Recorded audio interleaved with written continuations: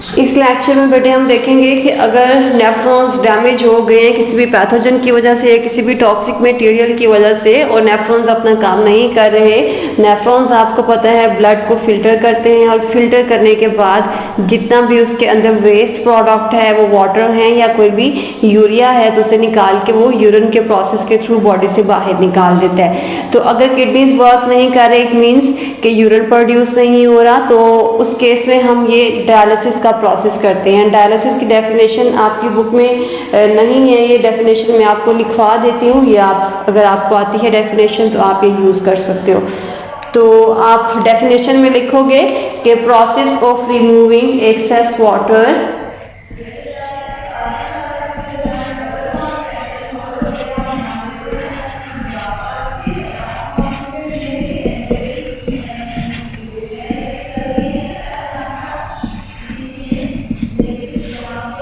excess water solutes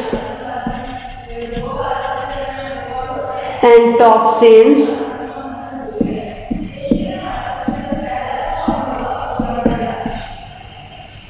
from blood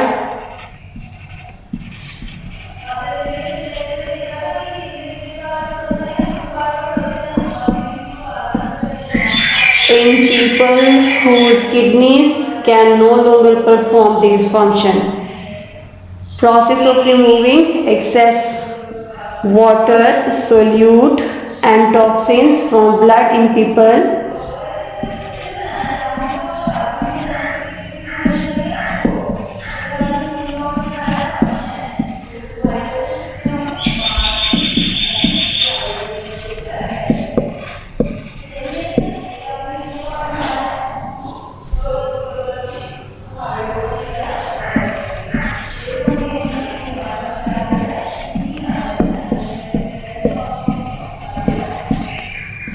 okay. So ये dialysis की definition है। अगर आप ये डेफिनेशन यूज़ करना चाहते हैं तो वही सिंपल सी डेफिनेशन खुद से बना सकते हैं आप कि excess water, solute and toxins को रिमूव करवाने के लिए किस में से, ब्लड में से जो प्रोसेस आप यूज़ करेंगे, और किस कंडीशन में यूज़ करेंगे, जब किसी भी ह्यूमन बीइंग का जो किडनी है वो ये फंक्शन परफॉर्म नहीं कर रहा। बिकॉज ह्यूमंस के अगर हेल्दी पर्सन को देखें तो हेल्दी पर्सन के अंदर excess water, solute and toxins को रिमूव करवाने के लिए किडनीज मौजूद होते हैं। अगर किडनीज काम नहीं करेंगे तो ये जो एक्सेस वाटर है, सोल्यूट है एंड टॉक्सिन्स है, इनको रिमूव करवाने के लिए जो प्रोसेस आप यूज़ करते हैं उसे आप डायलिसिस कहते हो। डायलिसिस की 2 टाइप्स हैं, ठीक है। वही काम जो किडनीज कर रहे हैं वो आप इस प्रोसेस के थ्रू करवाएंगे, और इसकी 2 टाइप्स कौन सी हैं, hemodialysis and peritoneal dialysis. 2 types हैं, haemodialysis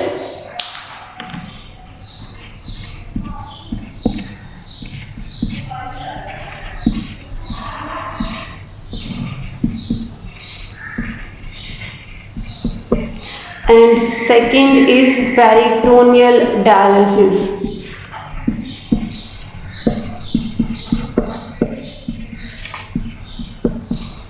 okay, hemodialysis and peritoneal dialysis, इन दोनों का पर्पस अब आपको पता है। मैंने पहले जैसे आपको डेफिनेशन लिखवाई, दोनों डायलिसिस में काम क्या करना है कि excess water, waste and toxins को रिमूव करवाना है। वही काम जो कि किडनी कर रहा था यूरिन की प्रोडक्शन के थ्रू, वो यहाँ पे डायलिसिस का प्रोसेस करवाएगा। तो हीमोडायलिसिस एंड पेरिटोनियल डायलिसिस, इन दोनों को हम 1 बाय 1 स्टडी कर लेते हैं। इस वीडियो में हम हीमोडायलिसिस स्टडी करेंगे और नेक्स्ट वीडियो में पेरिटोनियल डायलिसिस को स्टडी करेंगे। चाहे हीमोडायलिसिस है चाहे पेरिटोनियल डायलिसिस है, इन दोनों का सेम प्रिंसिपल है। और सेम प्रिंसिपल कौन सा है कि ये डिफ्यूजन के प्रिंसिपल पे वर्क करते हैं, ठीक है। दोनों का, हीमोडायलिसिस का एंड पेरिटोनियल डायलिसिस, दोनों का प्रिंसिपल क्या है कि ये डिफ्यूजन के प्रोसेस पे वर्क करते हैं। और डिफ्यूजन का प्रोसेस आपको पता है, किसी भी मॉलिक्यूल की हाई कंसंट्रेशन के एरिया से लो कंसंट्रेशन के एरिया की तरफ मूवमेंट को आप कहते हो। और ये मूवमेंट कब तक होती रहती है, जब दोनों जगह पे इक्विलिब्रियम अटेन नहीं हो जाता। इक्विलिब्रियम मीन्स दोनों जगह पे मॉलिक्यूल्स का नंबर सेम नहीं हो जाता, ठीक है। मॉलिक्यूल्स का नंबर सेम हो जाएगा तो इसे आप कहते हैं इक्विलिब्रियम में। फॉर एग्जांपल अगर यहाँ पे भी 5 हो गए हैं और यहाँ पे भी 5 मॉलिक्यूल्स हैं तो इसके बाद डिफ्यूजन का प्रोसेस नहीं होगा, बिकॉज डिफ्यूजन के प्रोसेस के होने के लिए दो डिफरेंट एरियाज के अंदर concentration means number of molecules जो हैं वो वेरी करना नेसेसरी होता है। तो हाई कंसंट्रेशन से लो की तरफ डिफ्यूजन के प्रोसेस में मॉलिक्यूल्स मूव करेंगे, ठीक है। ओके, सो दोनों जो डायलिसिस के टाइप्स हैं इन दोनों के अंदर डिफ्यूजन का प्रोसेस जो है ये फॉलो किया जाएगा।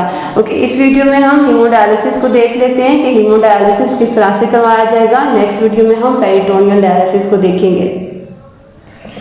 हीमोडायलिसिस अगर इसके नेम से ही आप देखो तो हीमो बेटे आप ब्लड को कहते हो और पेरिटोनियल यहाँ पे पेरिटोनियल कैविटी से है। पेरिटोनियल कैविटी आपको पता है एब्डोमिनल रीजन के अंदर जो आपके ऑर्गन्स के सराउंडिंग में एक खाली जगह होती है, एम्प्टी स्पेस होती है, उसे आप पेरिटोनियल कैविटी कहते हो और उस कैविटी को जो मेम्ब्रेन लाइन कर रही होती है उसे आप पेरिटोनियम कहते हैं, ठीक है। सो इस वीडियो में अभी हम हीमोडायलिसिस देखेंगे। जब भी हीमोडायलिसिस किसी पेशेंट का करवाना होता है तो उसके लिए आपको क्या करना है कि उस पेशेंट की ब्लड वेसल्स में से आपने आर्टरी को चूज करना है, ठीक है। आर्टरी आपको पता है वो ब्लड वेसल है जो कि हार्ट से अवे जा रही होती है और इसमें पल्मोनरी आर्टरी को निकाल के ऑक्सीजनेटेड ब्लड होता है। ओके, सो यहाँ पे ब्लड आपने ले लेना है और ब्लड कहाँ से लिया? From artery. ये उस पेशेंट का ब्लड आपने लिया है जिस पेशेंट का आप डायलिसिस करवाना चाह रहे हो। डायलिसिस मीन्स उसके ब्लड को फिल्टर करवाना चाहते हैं आप। ओके, यहाँ से आर्टरी में से ब्लड लेने के बाद आपने इसको एक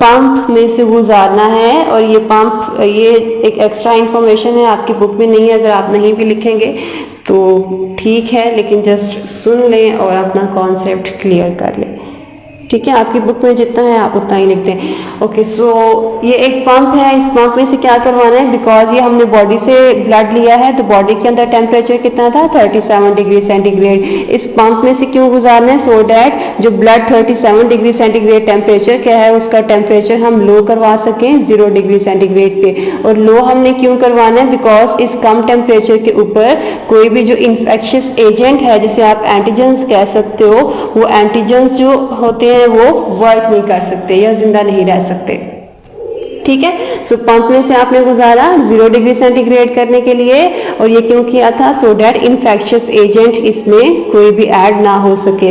इसके बाद आपने इसमें एक एंटीकोगुलेंट ऐड करवाना है। एंटीकोगुलेंट बेटे आप लोगों ने ट्रांसपोर्ट के चैप्टर में फर्स्ट ईयर में पढ़ा था। एंटीकोगुलेंट एक सब्सटेंस है और ये क्या काम करता है? ब्लड को जमने नहीं देता, उसकी कोगुलेशन नहीं होने देता, ठीक है। सो ये एंटीकोगुलेंट ऐड करवाना है एक। और ये ऐड क्यों करवाना है? बिकॉज हमने बॉडी से बाहर ब्लड को मूव करवाया है, तो बाहर आने की वजह से ये जम ना जाए और दोबारा जब बॉडी के अंदर जाए तो उसी कंडीशन के अंदर जाए, ठीक है। सो एंटीकोगुलेंट आप कोई भी यहाँ पे ऐड करवा सकते हो, वो हेपारिन ऐड करवा सकते हैं। हेपारिन आप लोगों ने पढ़ा था, एक ऐसा सब्सटेंस है जो कि ब्लड को कोगुलेशन नहीं होने देता, उसको जमने नहीं देता। ओके, एंटीकोगुलेंट ऐड करवाने के बाद आपकी बुक में ये सारा प्रोसेस ये पंप का एंड इस एंटीकोगुलेंट का नहीं है। अगर आप नहीं भी ऐड करोगे तो ठीक है, बिकॉज आपके कोर्स में ये चीज़ नहीं थी। ओके, इसके बाद जो भी डायलाइजर में मशीन ड्रॉ करने लगी हूँ वो आपकी बुक में है और आपने उसे एक्सप्लेन भी करना है और उसको बताना भी है। ओके, सो अब यहाँ पे ये जो आपने ब्लड लिया था आर्टरी से पेशेंट की, अब आपने एक मशीन के थ्रू गुजारना है and this machine is called dialyser.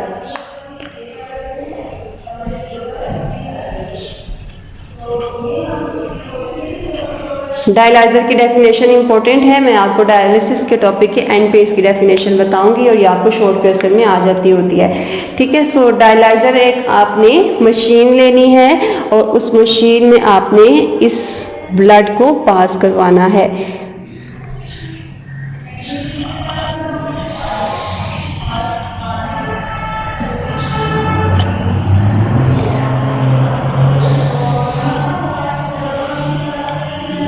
Okay, यहाँ से अब आपने क्या करना है कि आपने इस ट्यूब को इस डायलाइजर मशीन के अंदर, ये एक बहुत ज़्यादा ट्यूब्स का नेटवर्क होता है, वो ट्यूब्स का नेटवर्क अभी हम ड्रॉ कर लेते हैं। कुछ इस तरह की आपने ट्यूब्स ड्रॉ करनी है। फॉर एग्जांपल ये एक फर्स्ट ट्यूब है, इसी तरह की एक सेकंड ट्यूब ड्रॉ कर लें।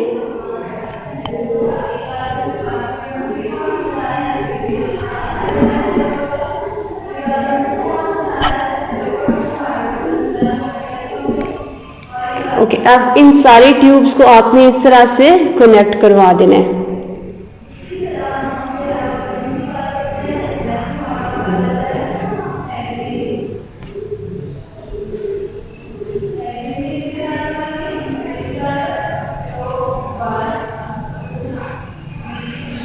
ओके, सो ये आपका ब्लड आर्टरी से आ रहा है, उस पेशेंट की आर्टरी से जिसका आप डायलिसिस करवाना चाहते हैं। पंप से गुजारा, एक एंटीकोगुलेंट ऐड करवाया और इस मशीन के अंदर आपने डाल दिया।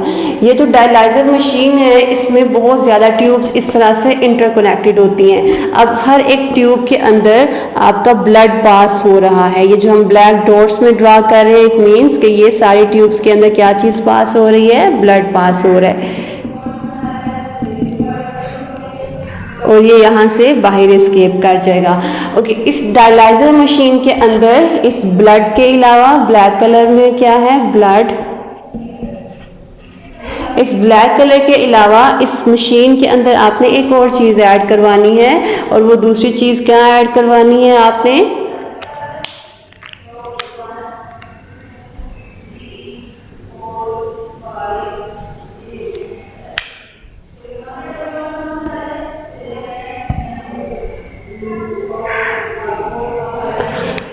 ओके, ट्राई करें कि जहाँ पे आपने ये इनलेट ड्रॉ किया है उसके बिल्कुल ऑपोजिट साइड पे आप, फॉर एग्जांपल ये इस कॉर्नर पे है तो इसको थोड़ा सा इस कॉर्नर पे आपने एक और ओपनिंग ड्रॉ करनी है, and this opening is called outlet.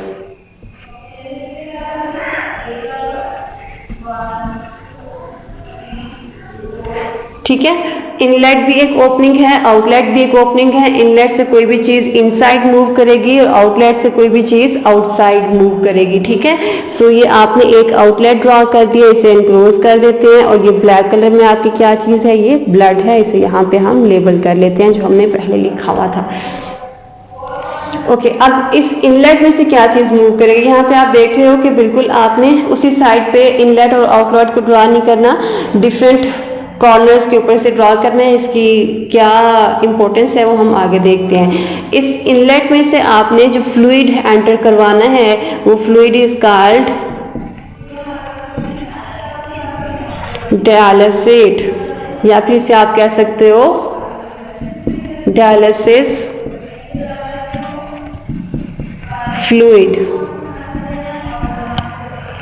ठीक है, इस इनलेट से आपने वो ऐड करवा दिया, और ये जो हम ब्लू में ड्रॉ कर रहे हैं पूरे चैम्बर के अंदर ये सारी क्या चीज़ है, ये डायलिसेट है। डायलिसेट को आप डायलिसिस फ्लूइड भी कहते हैं।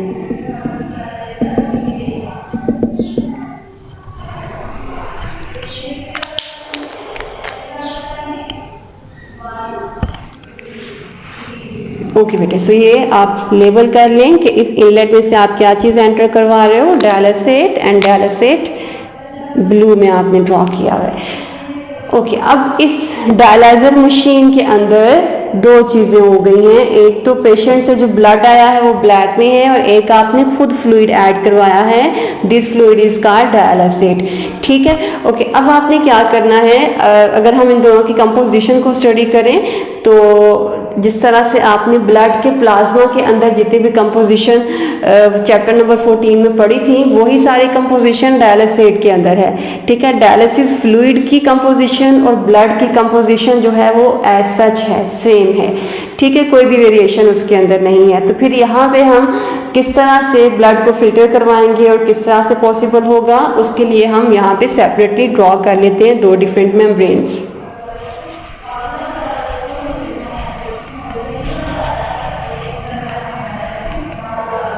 ओके, फॉर एग्जाम्पल ये एक ट्यूब है जो हमने ब्लैक में ड्रॉ की हुई है, और इस ट्यूब के अंदर ब्लड है। ठीक है, और इसकी सराउंडिंग में डायलिसेट फ्लूइड है। हमने बोला कि ब्लड एंड डायलिसिस फ्लूइड दोनों की कंपोजिशन सेम है, तो यहाँ पे हम बेसिकली डायलिसिस के अंदर क्या चीज़ रिमूव करवाना चाह रहे हैं, जितना भी एक्सेस वाटर है और जितना भी एक्सेस वेस्ट इस ब्लड के अंदर है वो रिमूव आउट करवा दिया जाए। एक नॉर्मल ब्लड के अंदर अगर 120 शुगर है तो यहाँ पे इस डायलिसिस फ्लूइड के अंदर भी 120 ग्राम शुगर ही होगी, ठीक है। और अगर इस नॉर्मल ब्लड के अंदर आप कह रहे हो कि फॉर एग्जांपल वाटर की जो परसेंटेज है वो 92%, अगर हम कह रहे हैं कि ब्लड के अंदर जो वाटर, एक नॉर्मल ब्लड है उसके अंदर एक्स्ट्रा वाटर नहीं है, तो जो वाटर है उसकी अमाउंट नॉर्मल के अंदर 92% है और इसके अंदर भी 92% होनी चाहिए।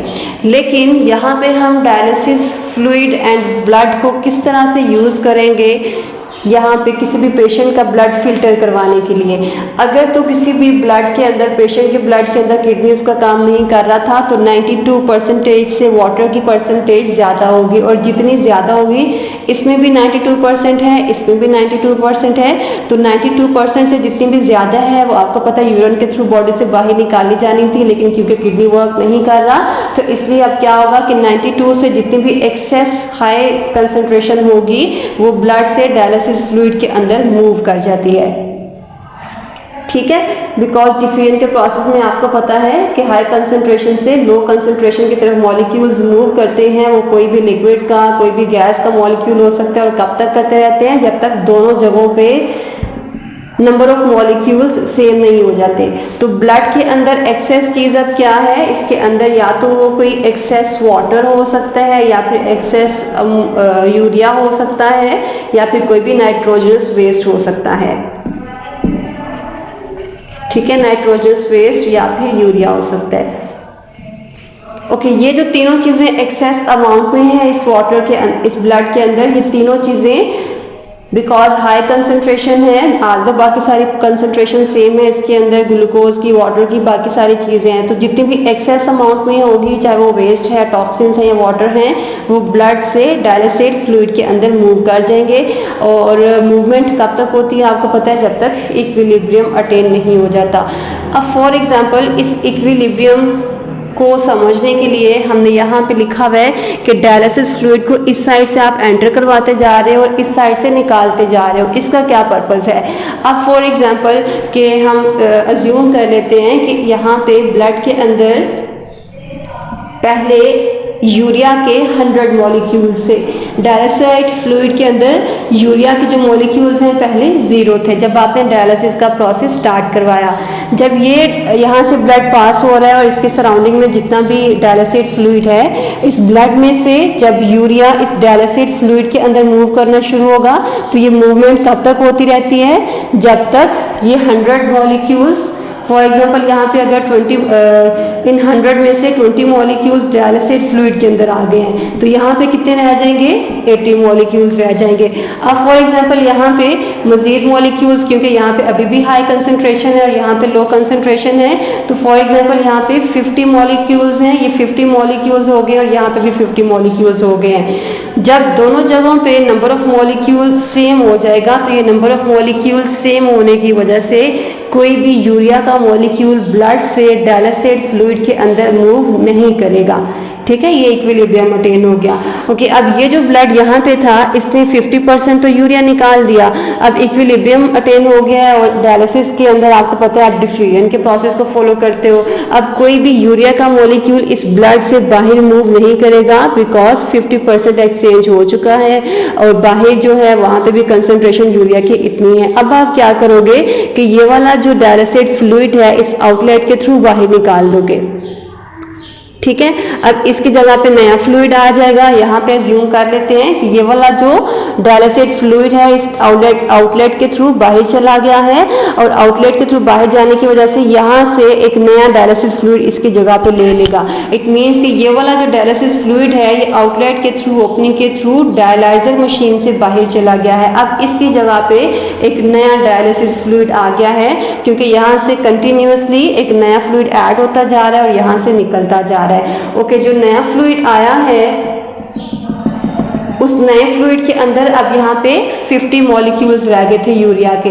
अब ये 50 मॉलिक्यूल्स में से मूव करना शुरू होंगे और 50 में से ये कब तक मूव करते रहेंगे। फॉर एग्जांपल ये 50 में से यहाँ पे पहले 0 हैं अभी, तो यहाँ पे 50 में से जब तक 25 दोनों जगह पे नहीं हो जाएंगे तब तक ये मूवमेंट होती रहेगी। इट मीन्स कि अब ब्लड के अंदर 25 मॉलिक्यूल्स रह गए हैं। 25 पे जब ये आएगा तो इक्विलिब्रियम मेंटेन हो जाएगा, इसके बाद कोई भी मूवमेंट नहीं होती है। ठीक है, ओके। सो अब इस चीज को पॉसिबल करने के लिए कि इक्विलिब्रियम के बाद भी यूरिया के मॉलिक्यूल्स मूव करते रहें। ठीक है, यहाँ पे जैसे हमने बोला कि 50 जब इक्विलिब्रियम मेंटेन हुआ तो हमने नया डायलिसिस फ्लूइड इनलेट से ऐड करवा दिया था। अब जब नया ऐड करवाया है तो उसके लिए हम यहाँ पे इसकी कंपोजिशन लिख लेते हैं। ठीक है, पहला जो फ्लूइड मूव कर गया था उसके अंदर 50 उससे रिमूव करवा दिए थे, अब ब्लड के अंदर 50 रह गए और यहाँ पे 0 हैं। अब यहाँ पे फॉर एग्जांपल 10 मॉलिक्यूल्स इस साइड पे मूव कर गए, यहाँ पे कितने रह जाएंगे 40। अगर आप इसको मूव करवा रहे हो और मूवमेंट करवाते करवाते यहाँ पे आपके 25 मॉलिक्यूल्स और यहाँ पे भी 25 हो गए हैं। ठीक है, अभी भी यहाँ पे हाई कंसंट्रेशन थी, यहाँ पे लो थी, तो ये हाई से लो की तरफ मूव करता जा रहा है। अभी जो 25 मॉलिक्यूल्स हैं यहाँ पे इक्विलिब्रियम मेंटेन होने की वजह से डिफ्यूजन का प्रोसेस स्टॉप हो जाएगा और यहाँ पे कोई भी यूरिया का मॉलिक्यूल ब्लड से डायलाइजर फ्लूइड के अंदर मूव नहीं करेगा। ओके, अब आपने अगेन इस डायलिसिस फ्लूइड को आउटलेट के थ्रू बाहर रिमूव करवा देना है। अब आपके ब्लड के अंदर कितने यूरिया के मॉलिक्यूल्स हैं 25 और डायलिसिस फ्लूइड जो कि नया ऐड आपने करवाया है उसके अंदर कितने हैं 0। अगेन इस तरह से आप इस डायलिसिस फ्लूइड को यहाँ से ऐड करवाते जाओगे और बिल्कुल यहाँ से फ्लो करते हुए जब ब्लड यहाँ तक पहुँचेगा तो इसके अंदर यूरिया के मॉलिक्यूल्स 0 रह चुके होते हैं। इट मीन्स कि जो काम आप करना चाह रहे थे किडनी का वो इस डायलाइजर मशीन ने कर दिया है आपका। और काम क्या था कि इस ब्लड में से यूरिया को और नाइट्रोजनस वेस्ट को, यहाँ पे जस्ट हमने यूरिया की एग्जांपल ली है, ये वाटर का मॉलिक्यूल भी हो सकता है, ये यूरिया का मॉलिक्यूल भी हो सकता है, ये नाइट्रोजनस वेस्ट भी हो सकता है। तो जितने भी एक्सेस मॉलिक्यूल्स से वो ब्लड से कहाँ मूव कर जाएंगे डायलिसिस फ्लूइड के अंदर, और जितना भी कंटामिनेटेड डायलिसिस फ्लूइड होगा वो इस आउटलेट के थ्रू बाहर निकलता जाता है और यहाँ से आप नया डायलिसिस फ्लूइड ऐड करवाते जाते हैं। डायलिसेट एंड डायलाइजर में कंफ्यूज नहीं होना। डायलिसेट वो फ्लूइड है जो कि डिफ्यूजन के प्रोसेस के थ्रू वेस्ट को रिमूव करेगा और डायलाइजर वो मशीन है जो कि ये काम कर रही होती है। ओके, अब जब ब्लड यहाँ तक पहुँचेगा तो जितना भी इस फ्लूइड के अंदर वेस्ट है वो आउटलेट के थ्रू बाहर जाता जा रहा है। तो जब ब्लड यहाँ पे पहुँचेगा तो इट मीन्स कि ये वाला ब्लड आपका प्योरीफाई हो चुका है। प्योरीफाई हो चुका है इट मीन्स कि इसके अंदर कोई भी एक्सेस नाइट्रोजनस वेस्ट नहीं है, यूरिया नहीं है और वाटर के एक्स्ट्रा मॉलिक्यूल्स नहीं हैं। जितना ब्लड के अंदर उसकी कंपोजिशन होनी चाहिए बस उतनी ही है। ओके, अब इस प्योरीफाइड ब्लड को अब आपने दोबारा से इस पेशेंट की बॉडी के अंदर डालना है और डालने से पहले आपने एक छोटा सा ट्रीटमेंट और करना है और वो ट्रीटमेंट क्या है